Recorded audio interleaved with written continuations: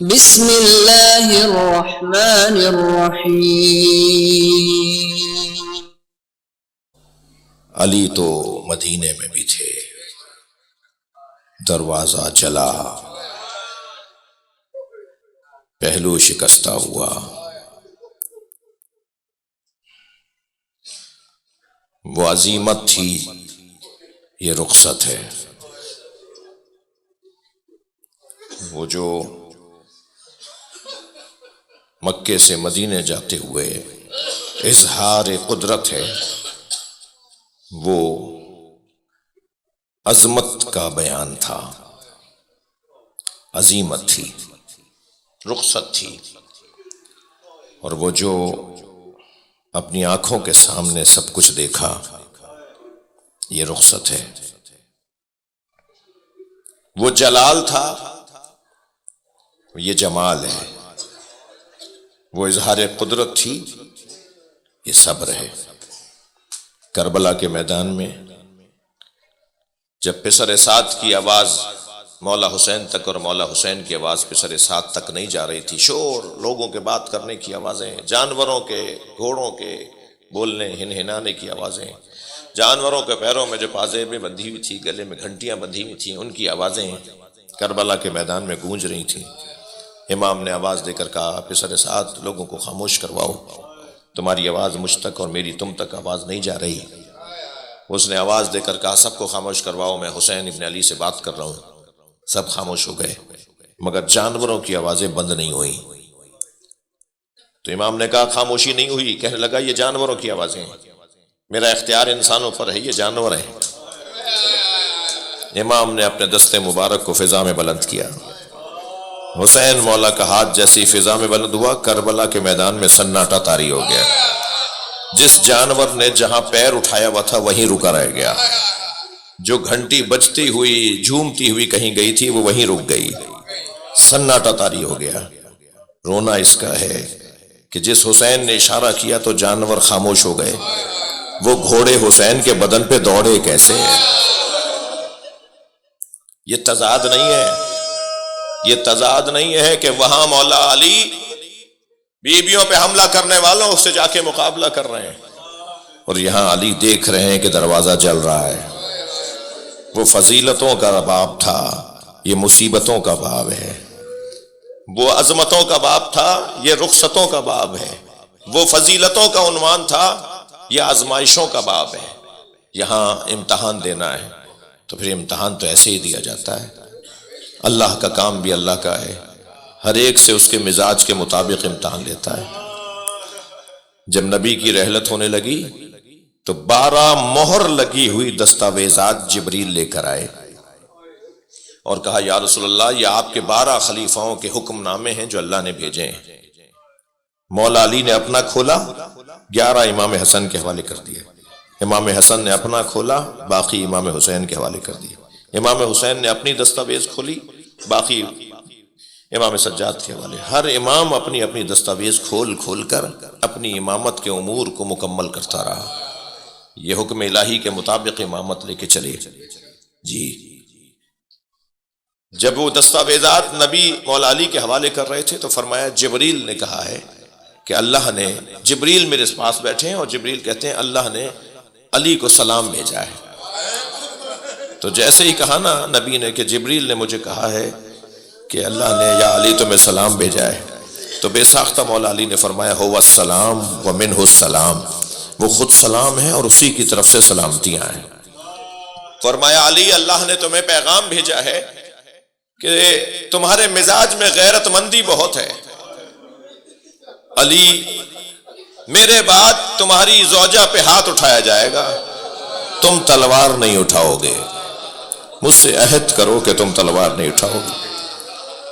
مولا علی کے ہاتھ میں مولا نبی کا ہاتھ تھا، مولا نبی نے مولا علی کا ہاتھ پکڑا ہوا تھا، مجھ سے عہد کرو کہ میرے بعد تلوار نہیں اٹھاؤ گے۔ مولا علی نے فرمایا، یا رسول اللہ، میں آپ کے عہد کا پابند ہوں، میں بہت کچھ دیکھوں گا مگر اپنے ہاتھ میں تلوار نہیں لوں گا۔ پھر فرمایا، اب فاطمہ کو بلا لیجئے۔ جب جناب زہرا آ کر بیٹھی تو نبی نے فرمایا، فاطمہ، جبریل اللہ کی طرف سے تمہارے لیے پیغام لائے ہیں، اللہ نے تمہیں سلام بھیجا ہے۔ بی بی نے بھی وہی جملہ تکرار فرمایا، ہو السلام ومنہ السلام، اسی کی طرف سے سلامتیاں ہیں، وہ خود سلام ہے۔ کہا فاطمہ اللہ نے پیغام یہ بھیجا ہے کہ تمہارے مزاج میں مانگنا نہیں ہے، تم کبھی کسی سے کچھ نہیں مانگتی مگر بھرے دربار میں فدق مانگنا ہو۔ یہ جناب زہرا کا امتحان ہے۔ مولا علی کے مزاج میں غیرت مندی بہت تھی۔ ایک یہودی عورت کو بازار میں پٹتے ہوئے دیکھا تھا، 3 دن تک علی نے کھانا نہیں کھایا۔ جب کھانا آتا تھا نا فرماتے تھے میں نے ایک عورت کو پٹتے ہوئے دیکھا ہے۔ جو علی اجنبی عورت کو پٹتے ہوئے دیکھے اور اس سے کھانا نہ کھایا جائے، اس نے کیسے دیکھا ہوگا دروازے کا گرنا، بازوؤں کا ورم، پسلی کا ٹوٹ جانا۔ جناب زہرا کے مزاج میں مانگنا نہیں تھا، بابا سے کچھ نہیں مانگا، شوہر سے کبھی کچھ نہیں مانگا، مگر بھرے دربار میں فدق مانگنے گئی ہیں۔ اور جب جناب زہرا گئی ہیں نا فدق مانگنے، تو اپنے بابا کی چال میں چل کر گئی ہیں۔ یعنی اس دن سب کہتے ہیں کہ سیدہ ایسے آ رہی تھیں جیسے نبی آ رہے ہوں، اور جب آئی ہیں مسجد کے اندر تو 1-2 لوگ نہیں تھے، سیدہ مسجد بھری مسجد میں آئی ہیں، مگر رونے والوں کوئی زہرا کے استقبال میں کھڑا نہیں ہوا۔ جس کی تعظیم نبی کرتے تھے کھڑے ہو کر، کسی نے سیدہ کی تعظیم نہیں کی، اور سیدہ اپنا مقدمہ پیش کرتی رہ گئی، اور آواز دی گئی کہ تمہارے پاس کوئی گواہی ہے؟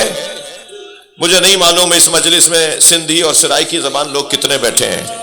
سندھیوں اور سرائکیوں میں جناب زہرا کا نام نہیں لیتے، کہتے ہیں سچی سین، سچی بی بی۔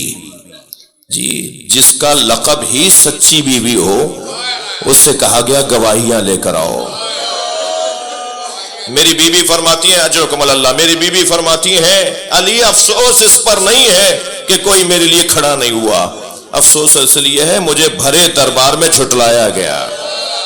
مجھے کہا گیا یہ بات آپ صحیح نہیں کر رہی ہیں، یہ الفاظ تو میرے ہیں، جو بی بی کے لیے کہے گئے ہیں وہ الفاظ بڑے سخت ہیں۔ جناب زہرا نے اجرکم اللہ، جناب زہرا نے اپنے بابا کی تحریر دے دی، تحریر پڑھی گئی، آواز دی گئی کہ لکھ دو فاطمہ کے پاس بابا کی تحریر ہے، لکھ دو جو کچھ ہے وہ فاطمہ کا ہے۔ تو ایک اور وہاں موجود تھے، وہ کھڑے ہوئے اور انہوں نے بی بی کے ہاتھ سے تحریر لی اور اس کے ٹکڑے ٹکڑے کر ڈالے۔ عزادارو، بعض اوقات کسی کو بوڑھا ہوتے ہوئے آپ دیکھیں نا تو اس سے پوچھ لیجئے گا کہ تم پہ کیا گزر رہی ہے۔ بعض اوقات لمحوں میں لوگ بوڑھے ہو جاتے ہیں۔ سندھ میں، اندرون سندھ میں لاڑکانہ کے خطیب تھے عبدالحمید چانڈیو صاحب، ہمارے والد نے اور بہت سے لوگوں نے انہوں سنا ہے۔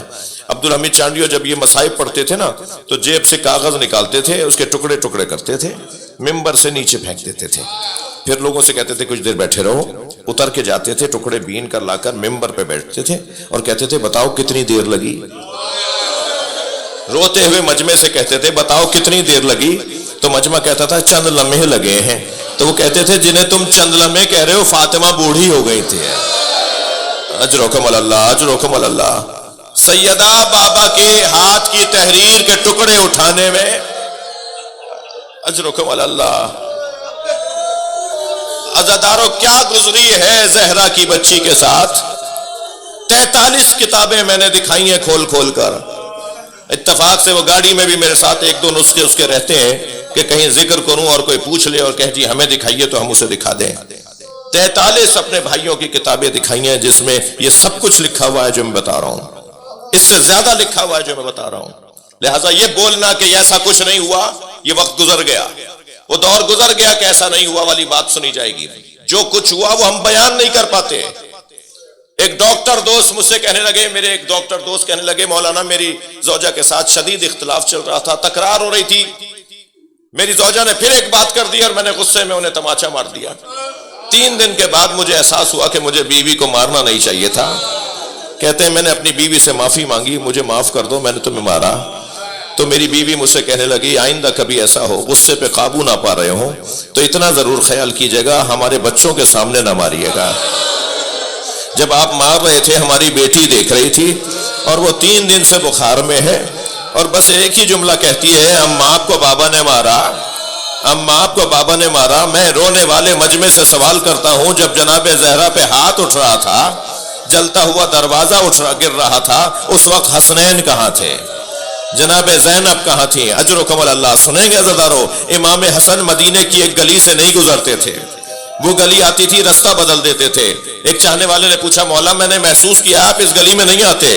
فرمانے لگے، میں کم سن تھا، اپنی ماں کے ساتھ آ رہا تھا، ایک شخص نے میری ماں زہرا پہ ہاتھ اٹھایا تھا، جب گزرتا ہوں مجھے وہ منظر یاد آ جاتا ہے۔ اجرکم اللہ۔ مجلس ہو گئی عزیزانو، میرے حصے کا بیان مکمل ہو گیا، صرف ایک منزل اور لے لیجئے، صرف ایک منزل اور لے لیجئے۔ یہ جو بی بی نے وصیت فرمائی نا کہ میرے جنازے میں کوئی شریک نہ ہو، مولا علی نے بچوں کو کیسے سنبھالا ہوگا؟ چھوٹا بچہ جب رونے پر آتا ہے، جب روتا ہے تو اس کو سنبھالنا مشکل ہو جاتا ہے۔ فرمایا، حسن و حسین تمہاری ماں کی وصیت ہے کہ کوئی جنازے میں نہ آئے، اور تمہارے رونے کی آوازیں اگر بلند ہو گئیں تو اہل محلہ کو معلوم ہو جائے گا۔ تو میں نے آیت اللہ فاطمیہ سے یہ جملے سنے حرم حضرت معصومہ میں، وہ فرما رہے تھے حسنین نے اور بی بی زینب نے اپنی آستینوں کو دانتوں میں دبایا ہوا تھا اور مسلسل گھٹ گھٹ کے رو رہے تھے، اور جب ماں کے جنازے پر آئے ہیں تو اس وقت بچوں کی چیخیں بلند ہو گئیں۔ امام حسین نے ماں کے سینے پہ سر رکھا، جناب زہرا نے اپنے دونوں ہاتھ حسین کی پشت پہ رکھ دیے، اور راوی کہتا ہے دو رونے کی آوازیں آ رہی تھیں، ایک حسین کی ایک زہرا کی۔ جناب زہرا بھی رو رہی تھی، امام حسین بھی رو رہے تھے، تو آواز ہاتف غیبی آئی، علی علی حسین کو ماں سے علیحدہ کر لیجئے۔ اس منظر کو دیکھ کر عرشی فرشتوں میں کوہرام بپا ہے۔ اب میں رونے والوں سے ایک سوال کر کے مجلس مکمل کر رہا ہوں، کس چاو سے، کس لاڈ سے، کس پیار سے امام حسین کو ماں کے جنازے سے مولا علی نے علیحدہ کیا ہوگا؟ پیشانی کا بوسہ دیا ہوگا، سر پہ ہاتھ رکھا ہوگا، پیار کر کر کے ماں کا جنازہ چھڑوایا ہوگا۔ سلام ہو سکینہ بنت الحسین پر، بابا کے لاشے سے اٹھائی جا رہی ہے، تازیانہ مارا جا رہا ہے، مڑ مڑ کر دیکھتی رہی، بابا الوداع۔